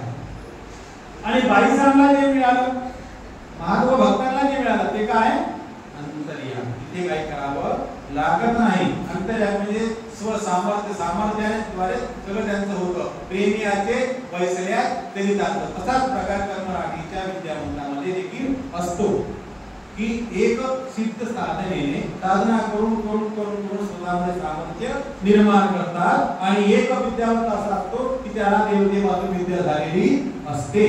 मग त्याला सामर्थ्य असते, तो त्या सामर्थ्याद्वारे तो गत भविष्य वर्तमान तो जाणतो. अशी शिल्पविद्या या दादोसांना झालेली आहे. परंतु त्याचा देखील आचार असतो, खाण्यापिण्यावर कंट्रोल करावा लागतो. आम्ही कंट्रोल करायला गेलो ते बाबा घ्या आजच्या दिवस घ्या, आजच घ्या. परंतु खाण्यापिण्याने हे माणसाचं भलं होत नाही. प्रत्येक गोष्टीला एक मर्यादा असते. मोटरसायकल जाते एक कार्बोरेटर असतं, त्यामध्ये जेवढं गरजेचं आहे तेवढंच पेट्रोल गेलं ती गाडी चालते, त्या तिला ओव्हरटेक होतो, दूर सोडते. तसं प्रत्येक गोष्टीमध्ये मर्यादा असते. त्या मर्यादेचं पालन आपण केलं नाही तर मग आपलं सगळं वाढत जातं, अविधी वाढत जातो. अविधीचा आपण अविधीकडे लक्ष दिलं नाही तर अविधीकडे वाढत जातो. हळूहळू हळू आपण काय होतं काय होतं काय होतं असतं धर्मापासून घेऊन आपल्याला पता लागत नाही. म्हणून आपलं लक्ष असलं पाहिजे त्याकडे की आपण नेमकं काय करतोय, काय होतंय आणि कुठे जातोय. जर लक्ष असेल याद है तो आबाद है, भूल गए तो बर्बाद है. म्हणून सगळ्या गोष्टीला आपण लक्षात ठेवलं पाहिजे की आपण करतोय काय, आपण होतंय काय. आणि आपण चांगल्या करण्याचा प्रयत्न जर केला तर आपण परमेश्वराकडे आपली वाटचाल होते. पण हे जे दादोस आहेत हे दादोस कसे आहेत, खाऊन खाऊन खाऊन खाऊन मळलेले आहेत. आणि मग ह्या मळलेल्या दादोसांना आपल्या इष्ट देवतेचं दर्शन होतं. विद्यावंत जे असतात त्यांना काय होतं तर या देहामध्ये पिंडस्था ज्या आहेत त्या ठिकाणी ती ब्रह्मंडस्था प्रगटते. जी त्याची इष्ट देवता आहे ती इष्ट देवता त्याला दिसते. ती कशी दिसते तर महादेव जर असेल तर जसे महादेव तिथे आहेत कैलासावर तसेच महादेव त्याला आपल्या या शरीरामध्ये दिसतात. जर महादेवाची विद्या असेल तर ती तो महादेव त्या या ठिकाणी प्रगटतो, दिसतो आणि मग तो त्याचं ध्यान करतो, त्याच्याकडे पाहतो, आपल्या इष्टदेवाचं चिंतन करतो. म्हणून स्वामी श्री चक्रधरांनी फक्त आपला धर्म सांगितला असं नाही तर देवतेचे धर्म सांगितले, देवतेचा बहिर्य सांगितला, देवतेचे अंतर्याग सांगितला, देवतेची प्राप्ती सांगितली, देवतेचं फळ सांगितलं, किती वर्ष होते, किती वर्ष भोगायला मिळतं हे देखील सांगितलं. आणि मग नंतर आपलं सांगितलेलं आहे की बाबा रे या पलीकडे मी आहे आणि मग मला जो प्राप्त करून घेतो त्याला पुन्हा या भाव संसारामध्ये पुन्हा काही आवडावे लागत नाही, पुन्हा जर तो घेण्याची त्याला काही गरज नाही. मग या दादोसांना काय होतं की खाऊन खाऊन खाऊन यांची ही विद्या मळते. मग ते स्वामी श्री चक्रधरांना विनंती करतात, प्रार्थना करतात की जी जी माझी विद्या ही मळलेली आहे याला थोडी उजळ करून द्या. तो स्वामी त्यांना विधी लिहितात की हा विधी करा, मग तुमची विद्या आम्ही पूर्ववत करून घेऊ. परंतु त्यांना सवय लागलेली असते, ते एका ठिकाणी जातात, एका घरी राहतात तिथले दीक्षित घेऊन येतात, स्वामींना दाखवतात. स्वामी म्हणतात की जाळी सांगली पण विद्या नसली. आम्ही तुम्हाला सांगितलं विधी आहे तो तुम्ही आचरण केला नाही. म्हणजे स्वामी ईश्वराचे अवतार, देवतेच्या विद्या पण देतात, देवतेच्या विद्येत परमेश्वर सहाय्य पण करतात. किंबहुना चक्रपाणी महाराजांनी अनेक प्रकारच्या देवतेच्या विद्या या जीवात्म्याला दिलेल्या आहेत. परंतु परमेश्वराकडून ती विद्या होते त्याला सुद्धा भाग्य लागते की देवतेच्या विद्या त्या परमेश्वराकडून आपल्याला प्राप्त होतात. हा जो आद्यमळ आहे, हा आद्यमळ सुटण्याकरता, या आद्यमळापासून सुटण्याकरता आपण जेवढे प्रयत्न करतो, म्हणजे इतर धर्म संप्रदायाचे जे लोक आहेत त्यांना आपण समजतो की हे देखील त्या आद्यमळापासून मुक्त होण्यासाठी प्रयत्न करतात, परंतु ते मुक्त होऊ शकत नाही. जेणे बेडे लागले तो सोडी तय सुटे. म्हणजे ज्या माणसाने त्या गायीला बेड लावलेला आहे तो जेव्हा सोडेल तेव्हा ते सुटतं, किंवा ते जातीचे लेख करून सोडेल ते सुटेल. म्हणजे अव्यक्तमुक्त परमेश्वराची प्रवृत्तीने आद्यमळ टाकला जातो. परमेश्वराच्या प्रवृत्तीने अविद्येचा नाश होतो, परमेश्वराच्या कृपादृष्टीने अविद्येचा नाश होतो, त्याच वेळेला आद्यमळाचा नाश होतो. किंवा ती जातीची लेख म्हणजे परमेश्वराचा अवतार जेव्हा त्या जीवाला मुक्त करतो, त्याप्रमाणे श्री गोविंद प्रभूजी महाराज आपण काय पाहिलं की श्री गोविंद महाराज 60 जीवांची अविद्या प्रतिदिनी छेद करत होते. आपण आधीकडे म्हणतो की 60 जीवांची मूळ अविद्या प्रतिदिनी तू छेदून ये. तर त्याच वेळा तो जीवात्मा अविद्येपासून आद्यमळापासून मुक्त होतो. तर अशी मायेतच मूळ आपल्या सोबत आहे असं नाही, तर आपल्या सोबत 81 कोटी 16 लक्ष 10 देवतेचे मूळ आपल्या सोबत आहे. आणि म्हणून आपण संकुचित झालेला आहे. म्हणजे ज्या ज्या देवतेची जेवढी जेवढी स्वरूपावली तेवढं आपण संकुचित होत गेलेलो आहे. आणि मग मनुष्यामध्ये आल्यानंतर, मग मनुष्य देहात आल्यानंतर या मनुष्य देहानंतर खाली म्हणजे त्रिंचामध्ये आपण सूक्ष्म देहा देखील प्राप्त करून घेतो आणि मोठ्या हत्तीच्या देहा पण प्राप्त करून घेतो. तर ते आपण आपल्या या जीवनाला कशामुळे आवड असलेला आहे, या देवतेच्या मळामुळे. देवतेच्या मळामुळे आपल्याला असं ओढून ठेवलेलं आहे. ज्याप्रमाणे कणिक आहे, गव्हाचं पीठ आहे, आपण परातीमध्ये घेतलं त्याचं काय असतं, फैललेलं असतं, विस्तारित झालेलं असतं. त्याला जर एकत्र करायचं असतं काय करता महिलांनी पाणी टाकतं त्याच्यामध्ये, आणि पाणी टाकल्यानंतर मग ती कणिक एकत्र होते. मग एवढी मोठी असलेली कणिक एका ठिकाणी आपल्याला बघायला मिळते. तसे या जीवात्म्याचं झालेलं आहे की या देवतेच्या बळामुळे हा जीवात्मा कमी झालेला आहे. आणि कमी झालेला असल्यामुळे याचं हे संपादकत्व आहे हे या देहामध्ये देवतेने केलेलं आहे. आणि मग देवता आपल्याला बघते, कशामुळे बघते, आपल्याला कोणी बघू शकत नाही, माया सुद्धा आपल्याला बघू शकत नाही. आपल्याला म्हणजे या देहाला नाही तर या जीवात्म्याला बघू शकते का. सर्वात मोठी माया जिच्या उदरामध्ये आपण अनंत काळ घालवलेला आहे तिला देखील आपलं दर्शन नाही. इतके आपण सूक्ष्म आहोत. म्हणजे परमेश्वराचं जे स्वरूप आहे तसंच या जीवात्म्याचं स्वरूप आहे, सूक्ष्म आहे. आणि म्हणूनच परमेश्वराने आपल्याला योग्य मानले की माझा आनंद कोण घेऊ शकतो, हा जीवात्मा घेऊ शकतो. परंतु अडचण काय आहे, परमेश्वराचा आनंद न घेण्यासाठी अडचण काय आहे, अविद्या. अविद्या म्हणजे काय आहे तर एक प्रकारचं मानवी शरीराच्या दृष्टीने सांगतो की आपलं हे शरीर आहे, त्या शरीरात आपण एखादं पातळ वस्त्र धारण केलं, आपलं सगळं शरीर त्यातून दिसतं, परंतु आपल्याला सुख घेता येत नाही. ते वस्त्र आपल्याला आपल्याला सुख घेता येत नाही. आपल्याला जर आंघोळ करायची आहे तर ते वस्त्र आपल्याला दूर करावं लागेल, तेव्हा आपण त्या पाण्याचा आनंद घेऊ, सुख घेऊ. त्याप्रमाणे परमेश्वराचा जर आनंद आपण प्राप्त करून घ्यायचा आहे तर ही जी अविद्या आहे, ही जीवात्म्याला लागलेली अविद्या, लागलेली असं मी म्हणणार नाही तर ती मूळचीच आहे. परंतु शास्त्रामध्ये, वेदांमध्ये, ब्रह्मविद्येमध्ये अविद्या लागलेली असं संबोधलेलं आहे, परंतु ती लागलेली नाही. कारण एकाने असं म्हटलेलं आहे की जैसा जीव तैची अविद्या. जेव्हापासून जीवात्मा आहे तेव्हापासून ही अविद्या आहे.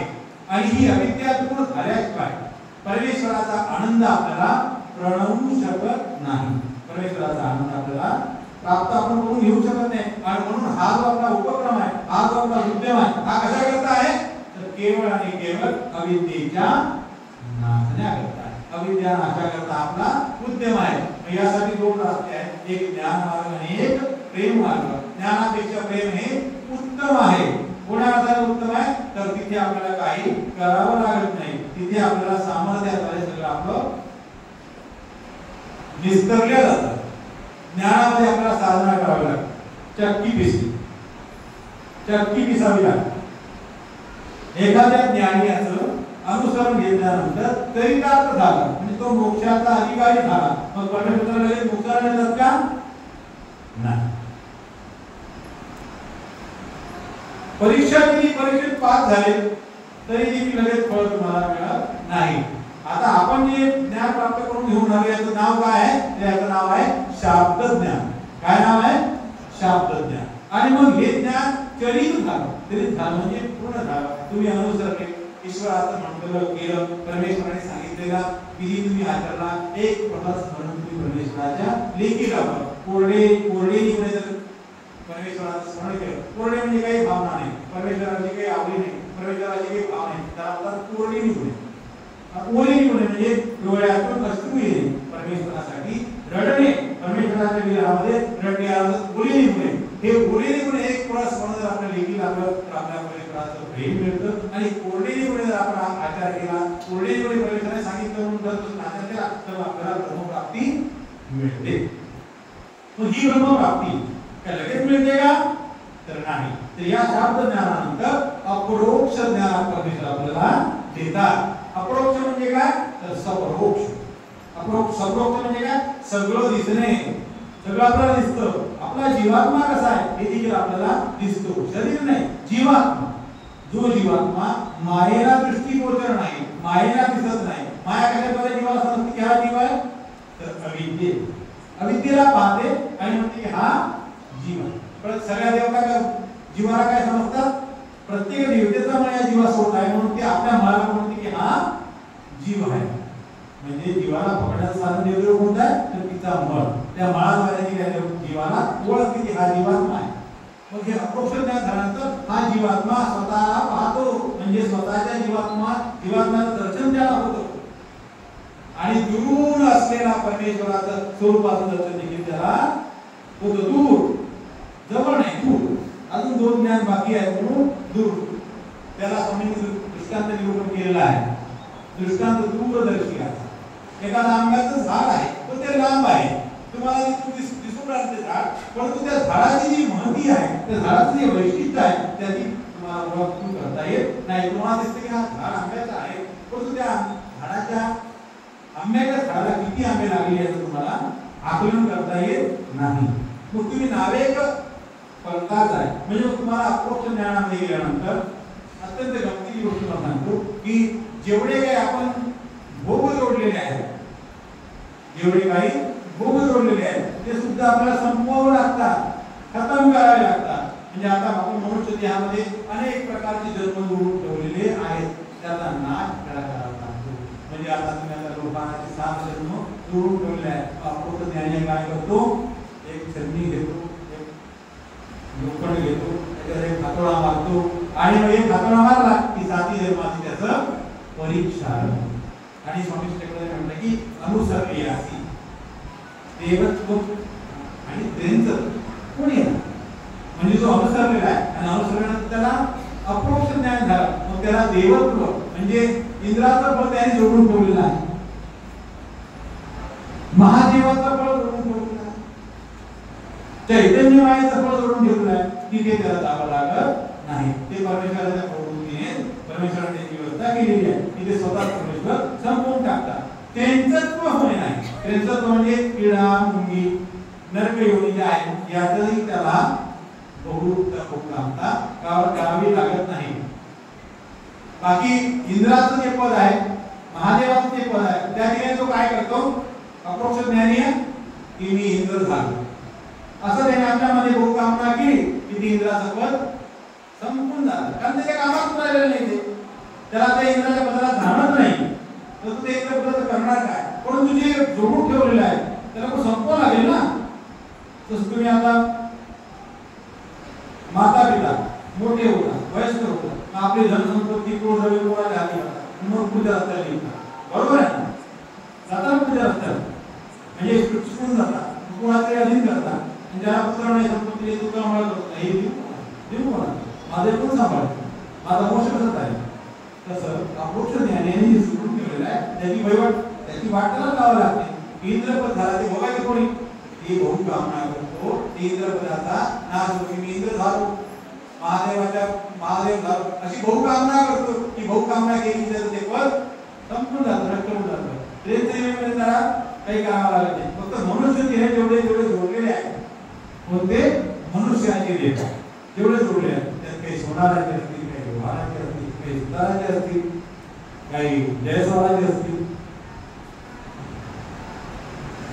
जयस्वाराचे ते सर्व तो प्रत्यक्ष त्या देहामध्ये जातो आणि ते क्षणामध्ये संविधानिक शाही क्षणामध्ये त्याचा नाश करतो. आणि मग अप्रोक्ष ज्ञान झाल्यानंतर परमेश्वराचं स्वरूप त्याला दिसतं, ते माझं गंतव्य ठिकाण आहे, त्या ठिकाणी मला पोहोचायचं आहे, जायचं आहे, परंतु अजून खूप लांब आहे.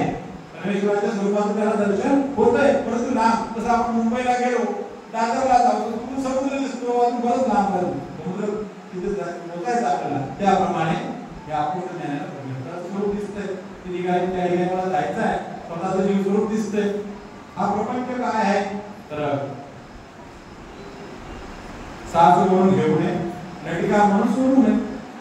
प्रपंचाचं जे वर्णन आहे हे खऱ्या अर्थाने अप्रोक्ष ज्ञानामध्ये गेल्यावर कळतं की हा प्रपंच होता काय. साथ म्हणून घेऊ नये, खरा म्हणून त्याला आपण स्वीकारायचं नाही आणि खोटं म्हणून सोडायचं नाही. कारण प्रपंचाने आपली भूक भागते आणि पुन्हा उद्या भूक लागते. म्हणजे भूक खरा होता की खोटा होता, खरा पण होता आणि खोटा पण आहे. त्याचा जो उपयोग आहे तो मात्र शाश्वत आहे. त्याचा जो उपयोग आहे तो मात्र शाश्वत. प्रपंच हा नटिका आहे, म्हणजे दिसणारा जो प्रपंच आहे, स्थूल जो प्रपंच हा नटिका आहे, हा संपणार आहे. आज आपण मंदिराचा जीर्णोद्धार केला, एवढं मोठं मंदिर बांधलं, हे आता काही याचा तसं राहणार आहे का? हे जीर्ण होणार आहे, पुन्हा आपल्याला जीर्णोद्धार करावा लागणार. हे प्रपंचाचं स्वरूप आहे. आपल्या देहाचे स्वरूप असत आहे. हा देह म्हणजे काय? प्रपंच. याचे स्वरूप असत आहे की हे जीर्ण होणार आहे आणि एक दिवस संपून जाणार आहे. परंतु या देहाच्या माध्यमातून जे केलेले कार्य आहे ते मात्र शाश्वत राहणार आहे. या देहाच्या संबंधातून केलेलं स्मरण, या देहाच्या माध्यमातून केलेली क्रिया, या देहाच्या माध्यमातून केलेलं परमेश्वराचं म्हटलं गेलं ते मात्र शाश्वत राहणार आहे. म्हणजे अशाश्वतातून शाश्वत निर्माण होण्याचं मार्ग आपल्याला प्राप्त झाले. सर्व हे अशाश्वत आहे, संपणार आहे, परंतु या अशाश्वतातून आपल्याला शाश्वत असलेला परमेश्वर प्राप्त करून घ्यायचा आहे. आणि हे ब्रह्मविद्येचं मूळ आहे, हे ब्रह्मविद्येचं सार आहे. हा ब्रह्मविद्येचा तर्क आहे की अप्रोक्ष ज्ञानामध्ये तो मळ कर्माचा नाश करतो. सामान्य ज्ञान त्याला प्राप्त होतं, अप्रोक्षानंतर सामान्य ज्ञान त्याला प्राप्त होतं. सामान्य ज्ञानामध्ये जेवढे देवतांचे मळ कर्माने लावून घेतले असतात मूळ सृष्टीपासून, त्याचा तो नाश करतो. आणि मग सामान्य ज्ञानानंतर मग त्याला विशेष ज्ञान प्राप्त होतं, विशेष प्रकारचं ज्ञान. किंवा आता इथे काहीच राहत नाही, आता परमेश्वराचं हे समोर आहे, आता माझी प्राप्ती मला होईल अशी त्याला अभिलाषा आहे. आता थोड्याच दिवसात तुम्ही परमेश्वराच्या स्वरूपामध्ये जाणार आहे, पण तरी परमेश्वराच्या स्वरूपाला प्राप्त होत नाही. कोणता आहे ते? कृपास्पदी भूमी अनंत काळ, अनंत काळ. कृपास्पद नावाचं दुःख आहे, ते दुःख परमेश्वर त्याला देतात. का देतात? परमेश्वरी बदला घेतात. का? तू माझा अवेअर केला ना, अनेक जन्मामध्ये मी तुला ज्ञान दिलं, पण तू माझा अवेअर केला, तू मला माझं म्हटलं केलं नाही, मी तुला सांगितलं तू ऐकलं नाही. आता तुझी प्राप्ती तू बघ, तुला दिसते आहे माझी प्राप्ती माझ्या डोळ्यासमोर आहे. तसं एखाद्या माणसासमोर ताट आणून ठेवलं, पंचपक्वान्न आहे, परंतु खाण्याची परमिशन नाही, फक्त बघायचं. असं जर असतं तर त्यामध्ये ताट म्हणून आलेलं बरोबर बाबा. तर अशा प्रकारची अवस्था त्याची बाबतीत त्या ठिकाणी होती. परंतु त्याची बाबतीत त्याला निश्चितपणे मिळणार आहे. परंतु तो काळ येण्याचा आहे, तो वेळ येण्याची आहे, तो त्या कृपास्पदाच्या दुःखामध्ये त्याचा अनंत काळ जातो. असं मी म्हणत नाही, तर स्वामी शिक्षकांनी आपल्याला सांगितलं आहे की कृपास्पदी भूत ओळी अनंत काळ आहे. भूत म्हणजे तीन रंग सौख्य देवा ध्यान अशी खंत तो खावत राहतो. आणि कशावर प्राप्त होत आपल्याला की आपण परमेश्वराला घुमवलं तर ते आपल्याला घुमवणार. म्हणून प्रत्येक कर्माचा हिशोबान द्यावाच लागतो, प्रत्येक श्वासाचा हिशोब आपल्याला द्यावाच लागतो. परंतु त्याला तेवढा विचार न केलेला बरा जेव्हा जाऊ हे तर निश्चित आहे की अपूर्ण ज्ञान झालं की आपली प्राप्ती आपल्याला होणार आहे. लागेल आहे किती वेळ वेटिंग मध्ये बसू पण तुमची प्राप्ती तुम्हाला मिळणार आहे. मग विशेष ज्ञान झाल्यानंतर परमेश्वर त्याच्यावर कृपा करतात आणि मग कृपा एक दिवस करतात. एखाद्या विलक्षण पूजावरी परमेश्वर त्याची अविद्या सेवी करतात. मग त्या अविद्या सेवी झाली त्याचा आत्मन असतो. अविद्या नसते, मूलविद्या ज्ञानविद्या या सर्व दोषांचा नाश होतो. आणि शेवटी ज्या शिडीने तो वर आला म्हणजे या शिडीने आपण वर गेलो, ती शिडी आपण ढकलून आपला खाली येतं का? खाली येतात का? नाही. तर ज्या योग्यतेने तुला तिथपर्यंत पोहोचला ती योग्यता देखील परमेश्वर त्याची नासून टाकतात. आता तुला पुढे जाणंच नाही, तुला खाली उतरणं नाही. म्हणून ज्या शिडीने तू वर गेला ती शिडी आता ढकलून द्यायची. म्हणजे ती ज्या योग्यतेने तू परमेश्वराच्या पदापर्यंत पोहोचला ती योग्यता देखील परमेश्वर त्याची नासून टाकतात. आणि मग परमेश्वराच्या आनंदाला प्राप्त झाला की मग त्याला पुनश्च या संसारामध्ये येऊ घ्यावं लागत नाही. असे परमेश्वराचं तत्वज्ञान, प्रभू श्री विठ्ठलरायांचं तत्वज्ञान, आगळवेगळं तत्वज्ञान, विलक्षण तत्वज्ञान तुम्हाला जगामध्ये जगाच्या बाहेर कुठेही ऐकायला मिळणार नाही, कुठेही ही संकल्पना तुम्हाला बघायला मिळणार नाही. तेव्हा आपण आजचा वेळ बघू. या ठिकाणी आपण एक श्रद्धा घेऊया. श्री गोपाल कृष्ण महाराज की, श्री दत्तात्रेय महाराज की, श्री चक्रपाणी महाराज की, श्री गोविंद प्रभु महाराज की, सर्वज्ञ श्री चक्रधर स्वामी की.